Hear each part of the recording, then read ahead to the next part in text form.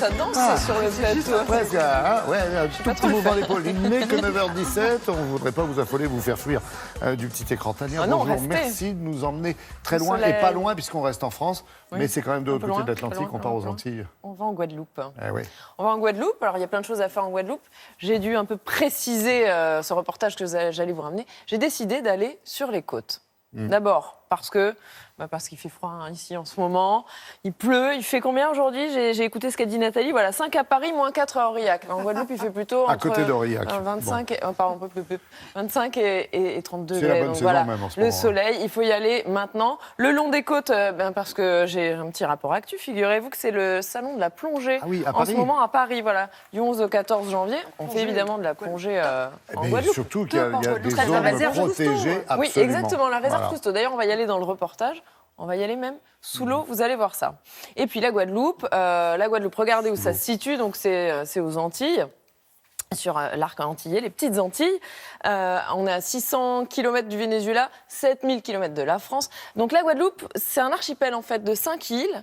Mais nous, on va se concentrer sur les deux principales, Grande-Terre et Basse-Terre, parce qu'elles sont exposées très différemment aux océans. En fait, la Grande-Terre est exposée à l'océan Atlantique, Basse-Terre à la mer Caraïbe. Et c'est important, ce n'est pas anodin, ça influe beaucoup sur ce à quoi ressemblent ces côtes.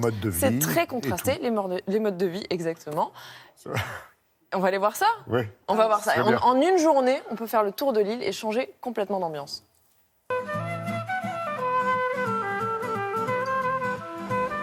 Notre voyage commence ici en Guadeloupe. On est dans un paysage plutôt inattendu, presque lunaire. Regardez des falaises, la mer qui est assez agitée, il y a du vent. On se croirait presque en Bretagne. Eh bien non, nous sommes dans les Caraïbes. Précisément à la pointe des Châteaux, tout à l'est de la Guadeloupe. Cette petite randonnée de 2 km est le site le plus visité de l'île. Il nous mène à cette croix monumentale et à cette sublime vue panoramique. Une ambiance sauvage, caractéristique de Grande-Terre. En effet, cette côte tient son allure indomptable de son exposition directe à l'océan Atlantique. Et pour certains, c'est tout simplement une aubaine. Alors les vagues, elles sont créées par le vent qui frotte l'océan. Ça crée des ondulations. Ces ondulations, elles s'alignent, elles traversent l'Atlantique et elles viennent déferler sur les côtes qui sont vers l'Atlantique. Et c'est un super endroit pour apprendre le surf ici. Ouais. C'est vachement accessible pour les débutants et le surf se développe beaucoup ici et se popularise. Il y a beaucoup de surfeurs en Guadeloupe maintenant. Le soleil est maintenant à son zénith. L'heure pour nous de changer de cap, direction Basse-Terre. Sur notre route, le petit bourg de Déhay nous met au diapason. Détente, langueur et douceur de vivre au bord de la mer des Caraïbes. Les îles comme sur les cartes postales. Au départ de Bouillante, nous embarquons avec les Rinaldi père et fils. Ces grands spécialistes de la vie sous-marine nous emmènent à la rencontre des dauphins dans leur milieu naturel. En général, ça vit en groupe familial. La base du groupe, c'est la femelle et son bébé.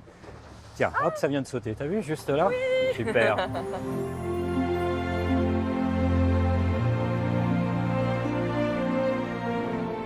Pourquoi les dauphins viennent à l'avant du bateau ? C'est qu'en fin de compte, le bateau crée une turbulence qu'on appelle la vague d'étrave. On pousse une masse d'eau avec l'avant du bateau. Ça permet aux animaux d'avancer sans faire d'effort. La mission de Renato et Manolo est avant tout scientifique. Ils procèdent presque quotidiennement à toutes sortes de relevés qui leur permettent une étude précise de la faune locale et les amènent parfois à des découvertes inédites. On les prend en photo, et ce qui nous permet d'avoir un catalogue vraiment intéressant, donc des espèces dites sédentaires, parce qu'il y a des animaux qu'on a pris en photo il y a 18 ans qu'on retrouve encore cette semaine. Pour poursuivre notre aventure caribéenne, la plage de Malandure et la réserve Cousteau des îles et Pigeons est l'endroit idéal pour une plongée sous-marine. C'est ici que l'on trouve les plus beaux fonds de Guadeloupe. Et si vous n'aimez pas l'air en bouteille, aucun problème. Le fond de verre du bateau Nautilus vous plonge dans cet aquarium géant, l'occasion d'observer les colasses, des poissons coralliens peu farouches, tout en restant au sec. Une journée bien remplie en Guadeloupe, qui se conclut inévitablement par un dernier jus de goyave sur la plage de Malandure, le sable noir entre les doigts de pied et un spectacle dont on ne se lasse jamais. Et l'endroit le plus visité de la Guadeloupe, c'est la petite plage où vous étiez là, la Pointe Saint-François. Donc on va au début. Ah d'accord. Avec la croix. C'est pas l'image qu'on a de la Guadeloupe en premier. Oui, je dis qu'on dirait la Bretagne, mais c'est un peu vrai. Eh bien, c'est l'endroit le plus visité. Mais peut-être parce que là-bas, on voit un lever de soleil.